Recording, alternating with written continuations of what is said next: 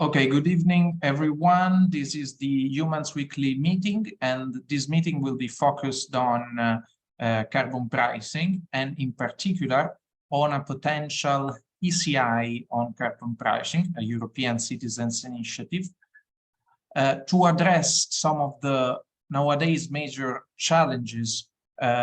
So, for instance, why carbon pricing is needed, how would it be possible to take carbon pricing measures at European level, which kind of economic measure of compensation can be taken in order to compensate the economic distortion of environmental taxation. These will be some of the topics that will be at the heart of the discussion today, starting from the draft text that we circulated before convening this meeting. Maybe, Andrea, I don't know if you can put it in the chat so everyone will have a look, but most of you probably already had a look on it.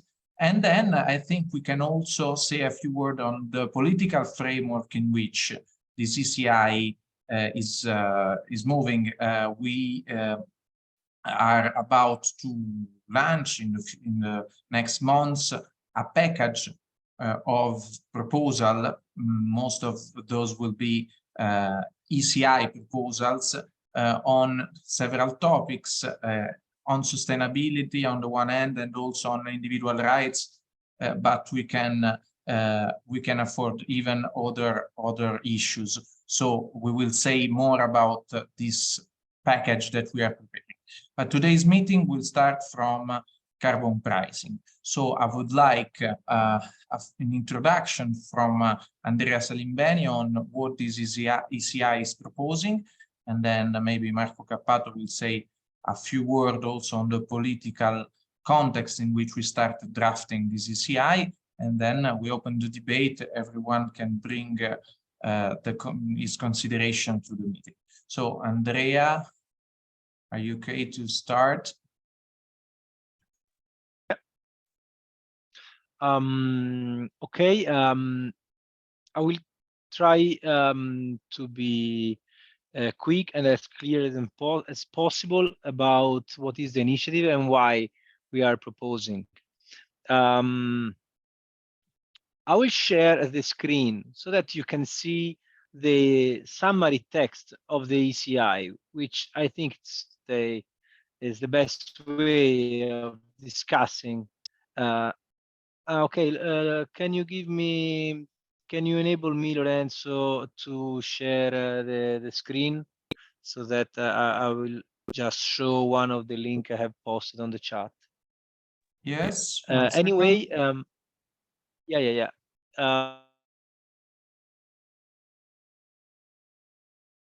Andrea, your connection is quite bad. Okay, now it should be better, but let's see if you can share the screen. Yes, I can. Just a second. Okay, now you should see the text of the ECI that we have uploaded on our website. Here, the summary of the objectives of the ECI. What we, as you may know, we have promoted an ECI on carbon pricing in 2019 until 2021 during the COVID pandemic, which was not that easy to carry on and to get their signatures. The ECI, the past ECI named stopglobalwarming.eu, asked to reform the present European carbon pricing system, the ETS, by increasing and improving it, making it more strict, and setting a minimum price to CO2 of 50 euro per ton. At the same time, one of the key proposals that were in our previous ECI was to use the revenues from carbon pricing to reduce the tax burden on lower salaries, to help citizens to support a transition, because green transition needs to increase the costs, equivalent cost of fossil fuels. And then for that, it is important that the revenues of putting a tax, a price on CO2 could bring on citizens' expenses. It was in some way a way to reform our fiscal system, moving the taxes from the labor to the CO2 emissions, and more in general, to the exploitation of natural resources. What is the point? The point is the following.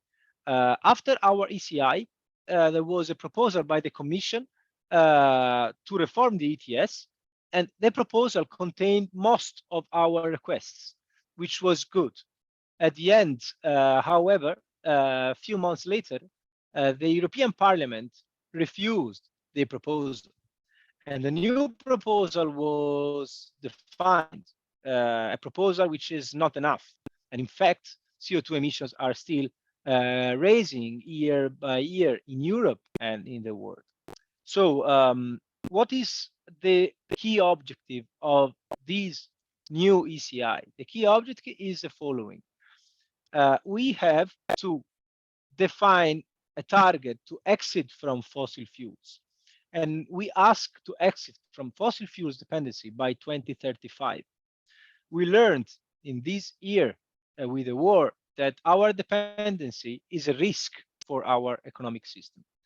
To do that, to be able to do that, we have to start putting a real price on CO2 emissions to make these fossil fuels not competitive with the renewable ones. However, there is an issue.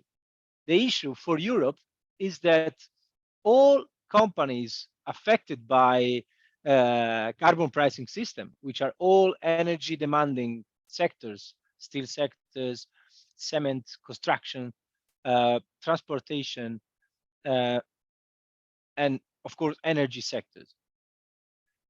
If Europe, as it is trying to do, will put a price, a fixed price on CO2, these companies will risk to be not competitive with not European companies, Chinese and Asian and others. And for that, lobbyists are pushing every year to stop or to reduce the impact of European carbon pricing system. The only way to do a carbon pricing system which is effective in reducing CO2 and also in preserving the economic safety of Europe is that carbon pricing is global. The concept is quite simple. We have, and we ask Europe to be the driver of a new campaign for asking United Nations to develop a global carbon pricing. It seems that we are asking something strange, something too difficult to be put in place. However, this is not really true. Just to show you something else, very quick. Yes, of course, Andrea. Can you see the screen? I hope that you can see my screen. This is a slide about carbon prices. No, you cannot. Now, yes. Now, yes. Okay.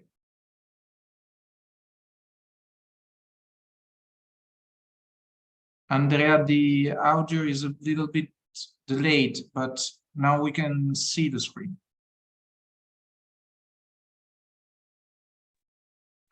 Yeah, there was an issue sometime. I don't know why everything was blocked. I try again. very quick. You see in this slide the carbon pricing systems in place and under construction in the world. Every country is aware that CO2 emissions are a global issue. I think that global warming is the only common issue in all world countries.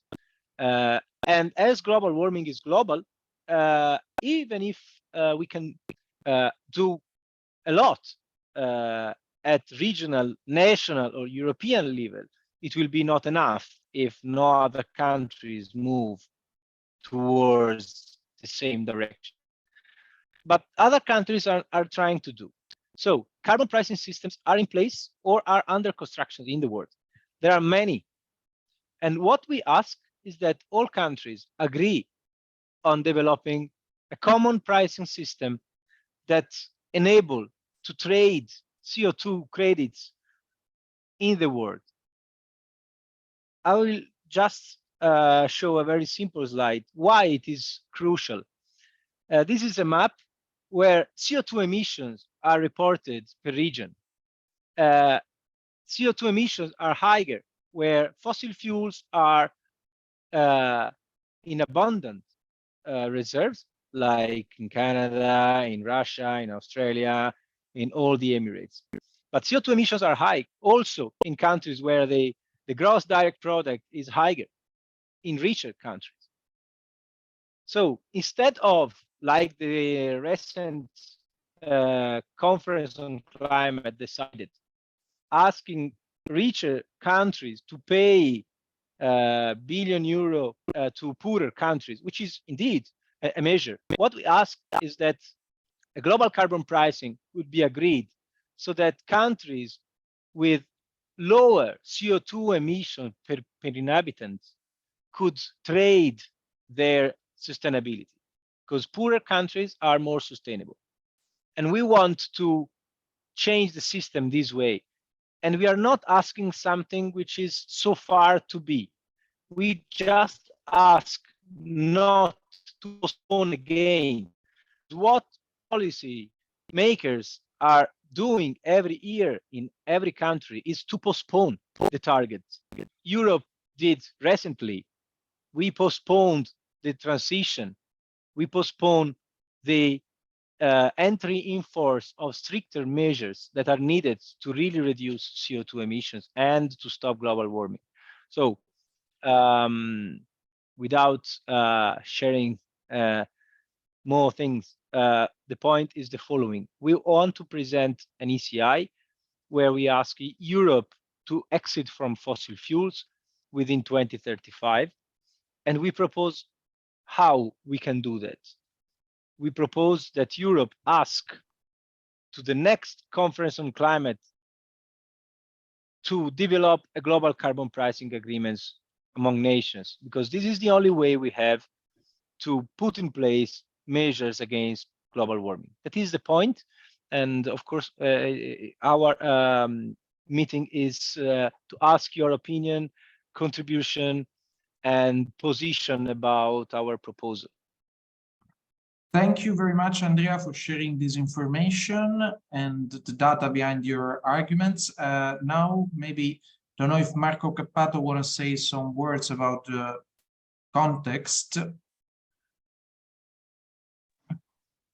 Hi, could you hear me? Okay, thank you, Lorenzo. Thank you to everybody. There is not much to add to what Andrea is saying, so I think that we could concentrate on the content of the proposal. I just would underscore the political value of it. I think that for next European election, this issue of shifting the tax burden from labor to not just to CO2 emissions, but in general to the consumption of natural resources is a key proposal because it is at the same time an ecological proposal, a social proposal, trying to protect the workforce and jobs, and at the same time is a liberal free market proposal in a way, because it's not, it's using prices and market in order to create a mandatory mechanism of an incentive in energy saving and also investment in alternative sources and renewable sources. So I think that this proposal combines many aspects. We should try to reopen the European Citizen Initiative work, and also to put this proposal at the center of the dialogue with political parties and organizations for next European elections. So not just to consider this as a technical proposal, but as a political proposal going to the heart of what Europe can do at European, but also at global level, as Andrea was reminding, in order to face the climate crisis with something more than just promising to do something in 2030 or 2050 or whatever. This is a mechanism that should be activated now. Thank you very much. Thank you, Marco, very much. And in the meantime, I'm greeting also Professor Ravazzi, who just joined the discussion. I see a lot of black screens, so don't be shy. And the aim today is to discuss the proposal, and your feedback and comments are very welcome. So I don't know if anyone want to say something. You can write in the chat to take the floor, or also raise hand with the Zoom functionality.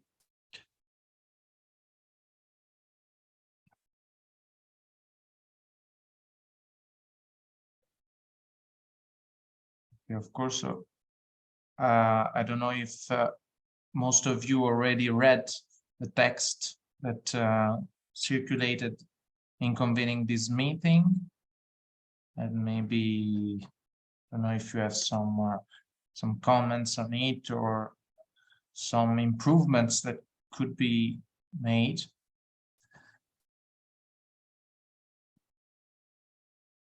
Okay, I already see a hand by Andrea.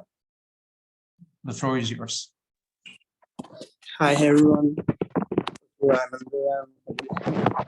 First meeting here, and I mean it's the first time that I'm following this discussion. I don't know if you have discussed it other times, but actually I'm not convinced that it's. I mean, I'm not saying that is not. I mean, that is not right to do this, but it's more difficult than it seems. I mean, in the graph that we have seen, most of the colored country were only country where carbon pricing or ETS is not yet implemented, but is kind of just a proposal. And the incentive for countries to do not put these limitations on production are many, if many countries will do that. I mean, I'm saying just that if Europe will impose this kind of policy without adjustment, border adjustments on goods produced in other places outside from Europe, the incentive to firms and companies to go, I mean, to change country, and also for countries to, I mean, welcome these firms will be high, and also this can produce an higher emission in other countries. So I mean, it's a global issue, of course, but I mean, I cannot see here how to propose it in a concrete way. I agree with this point of view that is a global issue, but I think it's more difficult than it seems. And I don't know if someone of you already thought a way to implement this or to convince them, these countries that could have an incentive to, to have higher emissions. I don't know if it is a problem that you already discussed. Well, the technician here is Andrea. I don't know if you can answer. Yes, as you, there is also another question in the chat about the carbon pricing initiatives. To date, there are 38 initiatives ongoing, covering about 20% of global emissions.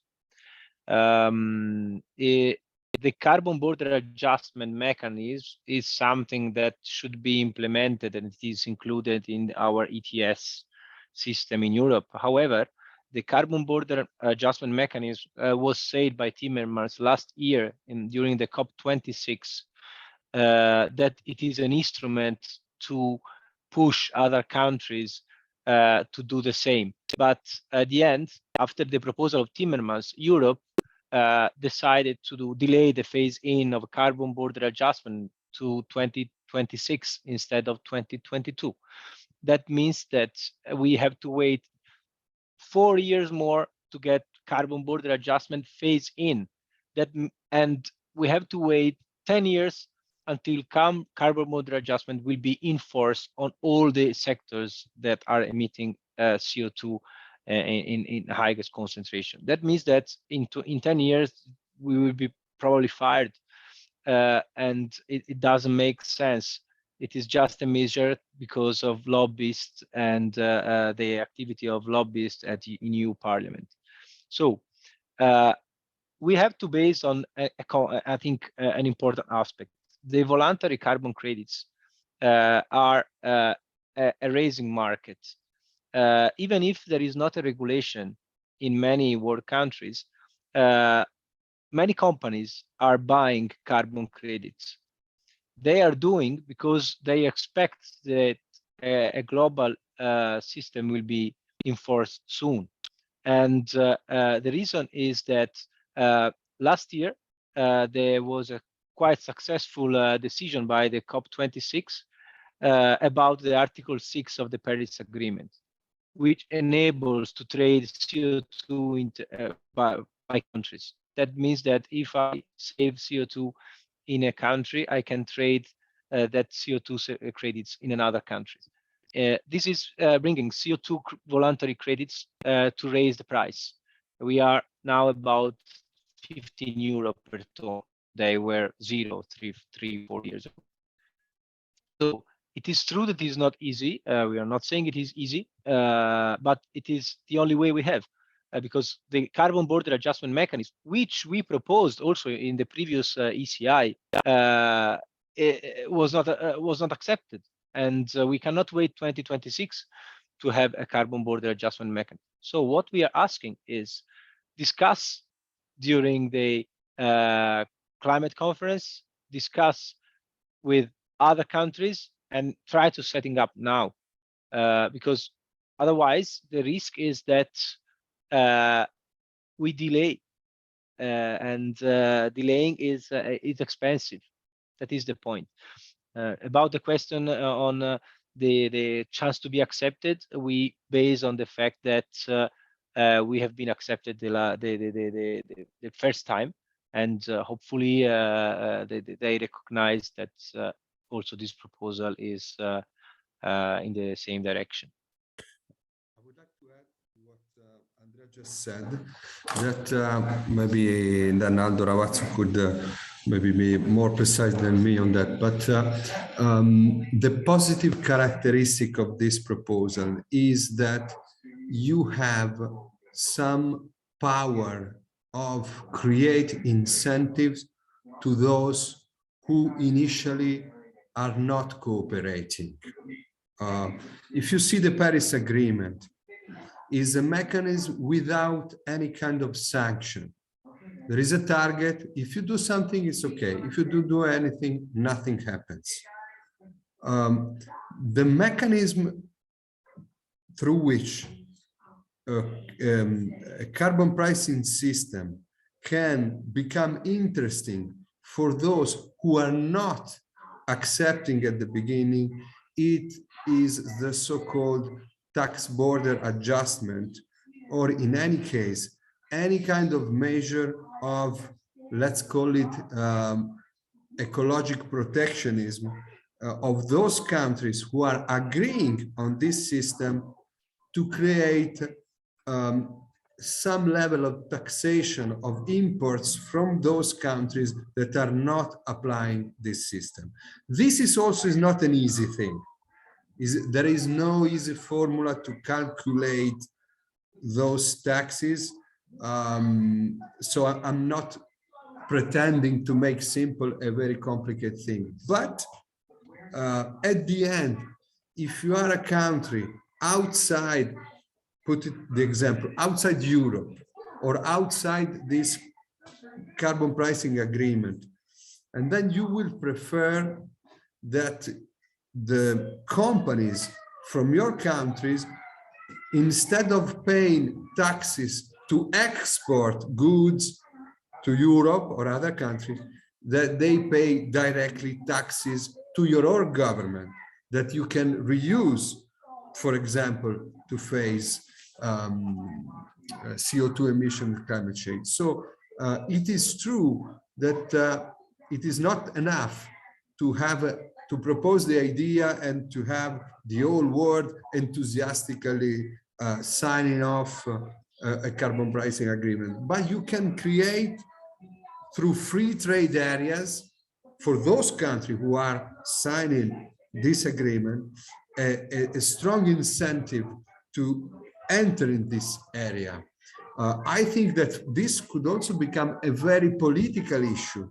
For example, United States of America and the European Union, do they want to cooperate, creating a minimum level playing field, face to China, face to Russia, face to India, face to other geopolitical power around the world?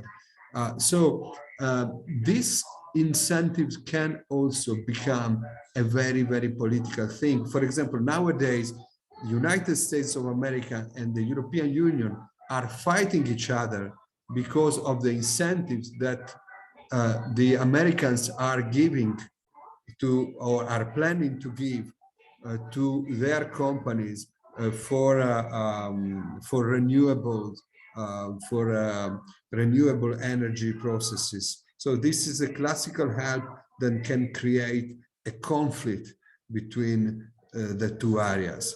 A common carbon pricing mechanism could reduce the conflictuality among those two areas, for example, but also other democracies around the world, Canada and some countries in America or even in Africa.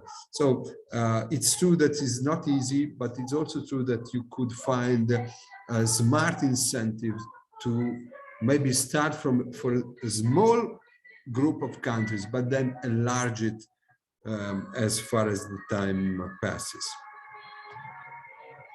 Thank you. Thank you very much, Marco, and thank you also for the song in the soundtrack.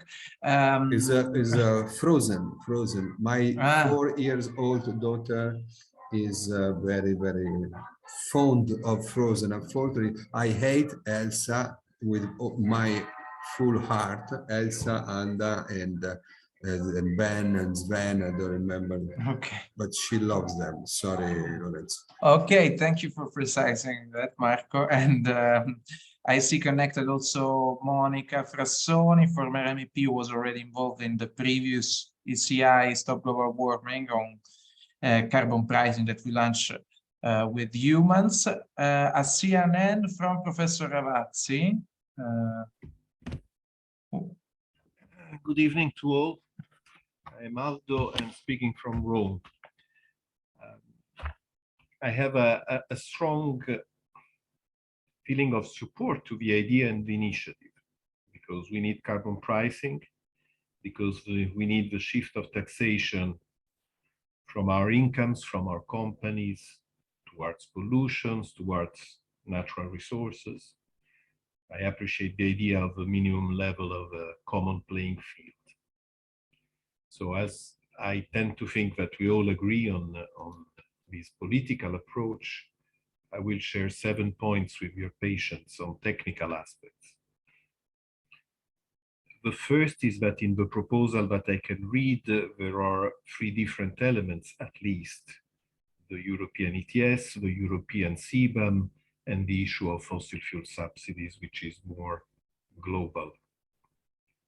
Second point is that there is a strong difference between the price on a market like ETS and the price with its taxation component, which might be a carbon tax, explicitly carbon tax.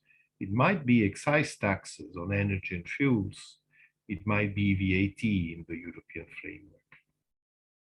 The third point is that the question of recycling is extremely important, but we cannot technically, I'm afraid, recycle the price or part of the price on the ETS market because it's a market. And the price comes from the exchange among companies. The only part we can recycle eventually is what comes out from the bids organized by the states for the initial distribution, which is important certainly, but it's only a part of all the story.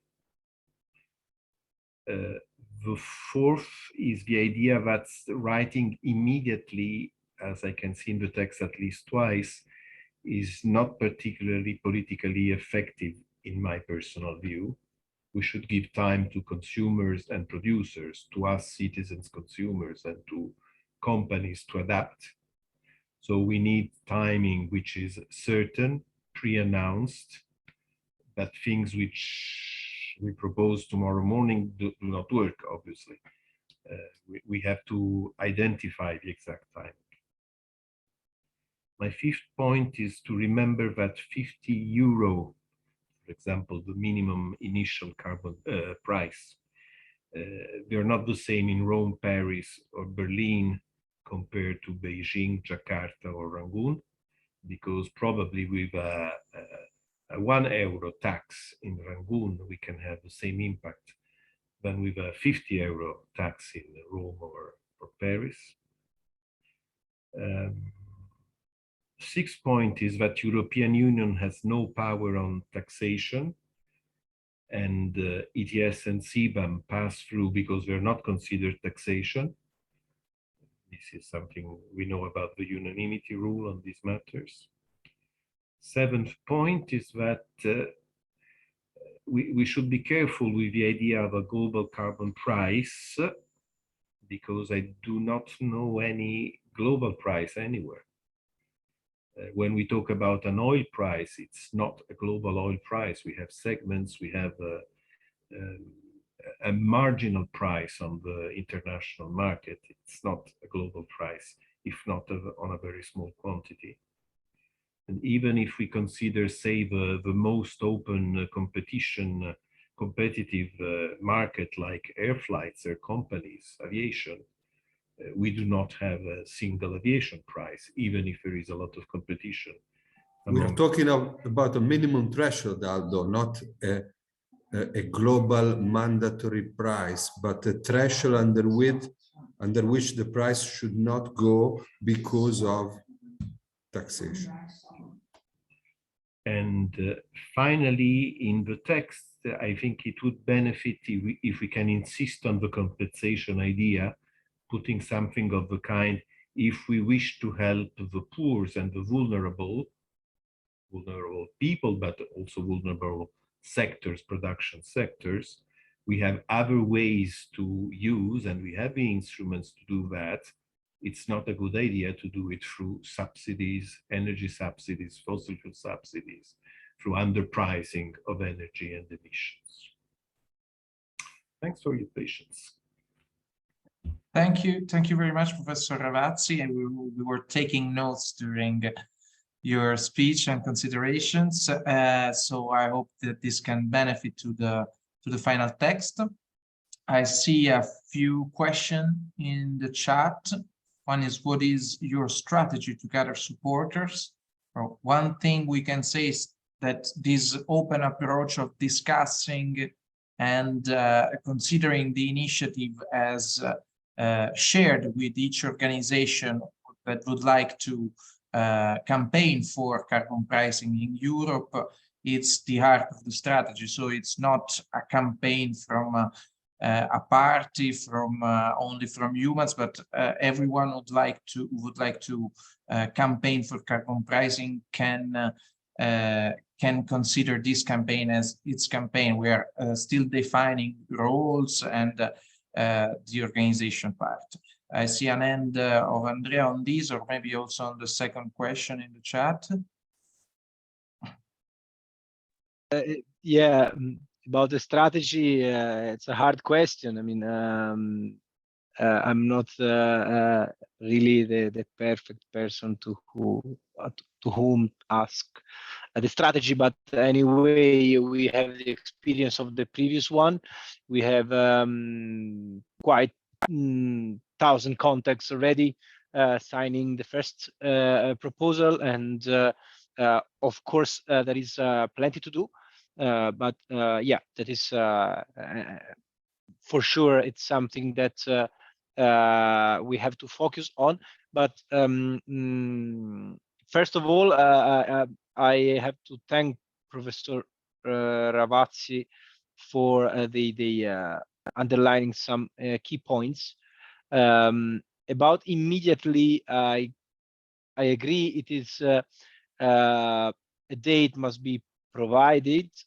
Sometime in the proposal, it is used too much, so I think it will probably reform. But the key point I would like to focus is about the possibility of reusing revenues for as I mean to reform the fiscal system. So far, about 95% of the CO2 credits are emitted by the European Commission as institution, and 5% are traded. And this is because the system developed by the institution, in our case, the European Commission, is the market stability reserve, and it is done to buy the credit emitted in excess, and also to resell to keep the price at a threshold. However, it is true that in a view of development of this system, more credits will be traded by companies and less will be emitted by the institutions. So it is true that not all the credits can be used, but it is a massive income and must be considered as it is a massive income. I think that it will be feasible for technicians when developing the regulation to define the right instruments to ensure that this money flow will be used for the right purpose. About the price, it is an important point, which is crucial. If 50 euro per ton is too much in developing countries compared to European countries, or more for New York, which is the highest, the most expensive city in the world, is different than Jakarta, I suppose. But there is a point. I think that is not reported in the ECI in the right way, but I will check, and I'm also asking if it is a good idea. There is a strong relationship between the emission and the gross direct product per capita of a country. And there are many economies that are presenting a proposal about applying the carbon pricing to countries with a CO2 per capita emission which is higher than a threshold. That means that only above the threshold the country will apply that. It is risky from the fact of monitoring, and but with an effective way we can think about doing that. On the other side, there is another parallel proposal, which is let's keep the price high, because those countries having a lower CO2 per capita emission could be credit producer, so they will have higher income than the expenses they could have. So I think it is, thanks for raising this point, because I think it must be better underlined in the proposal.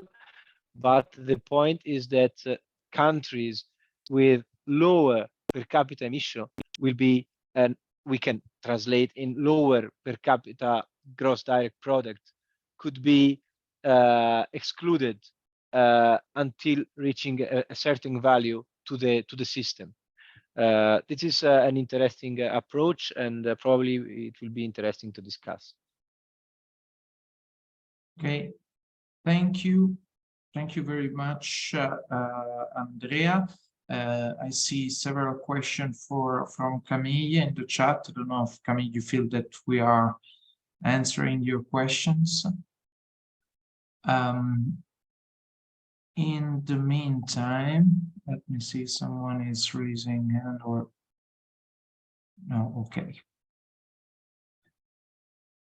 Okay, very heavy question from Camille. Okay. So I don't know if Camille wants to explain better her observation and remarks about the strategy, or in general how we will achieve to get signatures from citizens.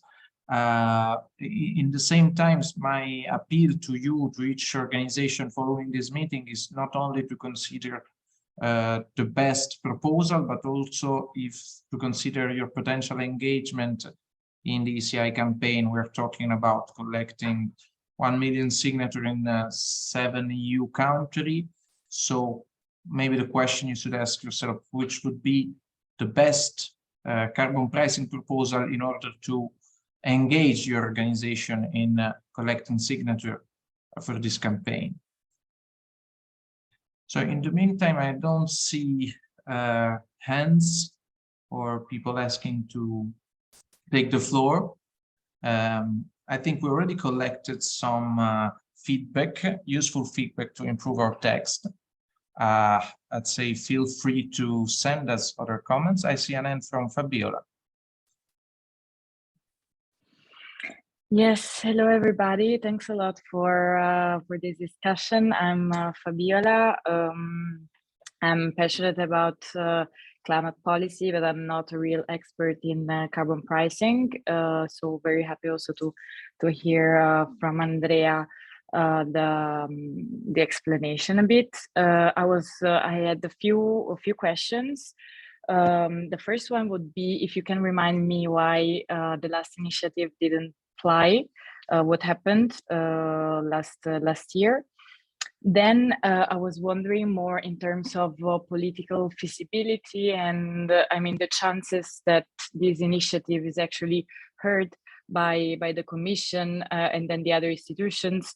I like as also Andrea was saying, the Commission proposed a revision last July of the ETS already, and they're right now about to like the Council and the Parliament about to agree on the proposal in the next weeks. They will agree.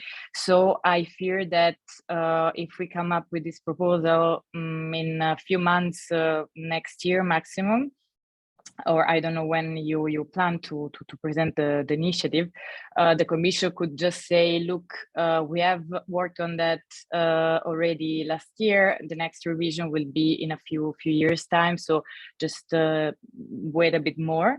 Then I was also wondering to what extent you have already thought to engage with the COP negotiator. So as you said, also the COP, now it's very like the discussion is about the Article 6, so carbon trading, carbon credits trading. So this would be the time to maybe also talk about that at that level. So engage maybe with the COP or the next COP. And also I have another remark, maybe more linked to the text itself proposed, that I didn't really have the time to read the whole of it, but just the proposal to maybe extend the ETS to other sectors of the economy, for all other sectors. I know that this was already proposed by the Commission, especially, but only like for road transport and buildings, and these could have some social impacts. This was a bit controversial because the main point was that then the burden would be carried by low-income households or poorer citizens.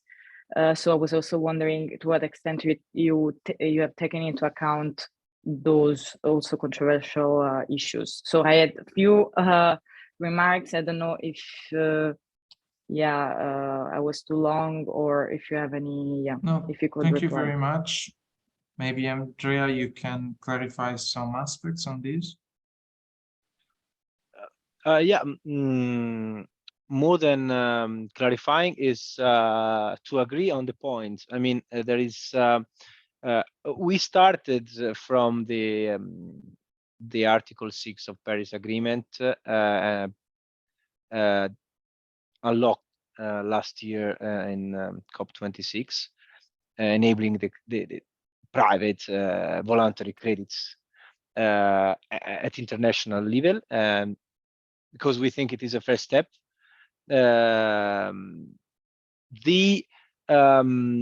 The point in that case is that it is easy for institutions to promote free credit and voluntary credits trading because they are voluntary, and this created, as you may know, the development, promoted the development of a set of voluntary carbon credit certification organization and companies like Puro Earth, Verra, and they do quite a good job. And I am personally working on projects where carbon credits are quantified and assessed to enable private companies to get voluntary credits and to trade them. They are already doing so. Good for them, but it is really an individual initiative, and I think companies are now a strong, could be a strong support in the development and in the signature gathering of this ECI, because they represent the interest of consumers in green certificates. So we are consumers, and I think we have to push on that. However, being part of a negotiation is not our job, I would say. So we cannot do lobbying at COP. I think it is quite useless. I've been in some in the past years, and every time it was like, okay, we already knew before them what it could happen. But the point is, yes, we have to start from the great and raising interest in voluntary carbon credits, and that is, I agree about the extending to other sectors. There is this issue. We can ask to extend ETS to other sectors. They have already discussed internally in the European Commission about extending it The issue is that, for example, for aviation sector, you know, there is CORSIA, which is the global market-based measure, you know, for the carbon offsetting in aviation sectors mainly, which is quite a good initiative to take examples from.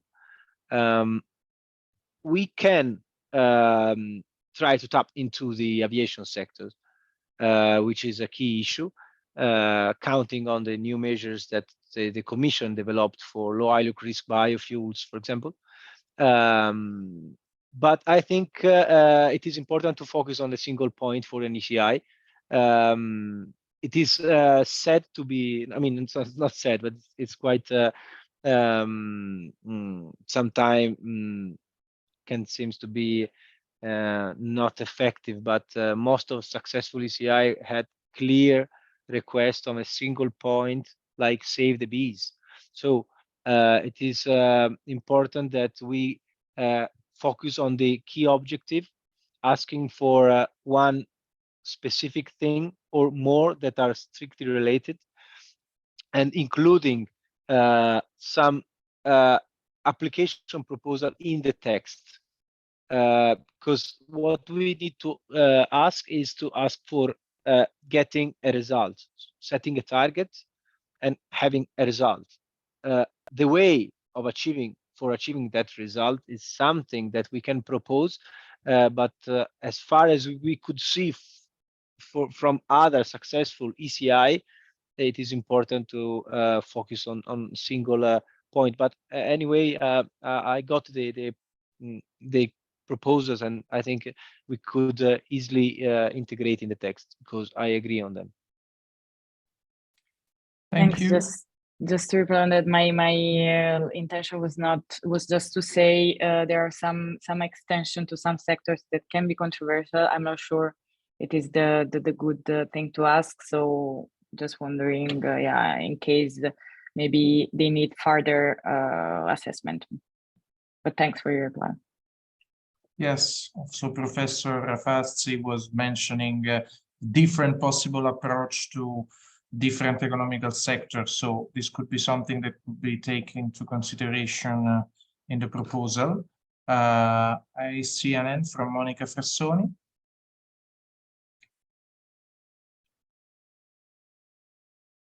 Monica? Yes, yes, good evening. I just wanted to reiterate and strengthen the idea that this issue of ETS extended to buildings and transport is a terrible idea. It is currently under discussion, and it's not a good idea for a very simple reason, not only because of what was said, that it's something that would actually insist on the most vulnerable part of the society, but also because if the goal is basically to reduce emission and to discourage the emission in general, and to encourage behaviors that are going in the right direction, as far as buildings are concerned, there are other actions and other measures that are much more effective, because in the moment in which you actually act on pricing for your heating, you really need to raise it quite a lot in order to make sure that you change, because of the price, your system and your installment.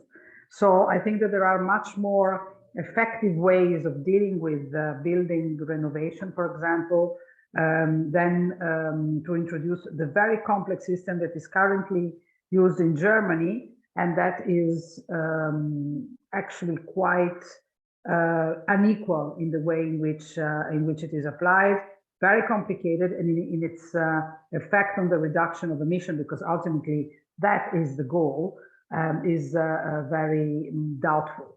So I would definitely agree with the idea of limiting and focus on sectors, even the ones that are actually there now, meaning the industrial more than other things, energy intensive, more than complicate our life to extend it to other sectors, which, by the way, I'm not very sure that would work. I maintain the idea that actually in the question before, there was also the intention of understanding what went wrong last time. I think that what went wrong last time is a question of momentum. That in that moment, the issue of carbon pricing was probably not able to create a synergy and a dynamic that would encourage those people who are in favor, of course, of carbon pricing and in general of emission reduction measures to create a very wide support and capacity of action. And I think that the correspondent, not the correspondent, the fact that we are in a legislative process which is also dealing with these issues is also a question to be answered to be posed when deciding when to launch this possible ECI. Okay, thank you, Monica. Because yes, this is something to be decided together. Of course, also with you that you were between the promoters of the first ECI Stop Global Warming. Let me see if there is anyone else. I don't think so at the moment. So I'd say that we took notes from this meeting in order to improve the text, but also to see who could be engaged in helping us in these initiatives. I thanks a lot to everyone for contribution, question, criticism, and comments. And we will update you on the development on the initiative. As you can see in the chat, there is a link to be registered in the Eumans website and receive updates on the Eumans meetings. A lot of those will be on carbon pricing. So I'd say goodbye and see you very soon. We'll update you on what will be the output of this meeting and the changes that we will make to the proposal, thanks to you. Thank you. Thanks so much. Bye, everyone. Bye-bye. Bye-bye. Thank you. Bye-bye. Grazie. Ciao. Thank you very much. Bye-bye. Ciao, ciao.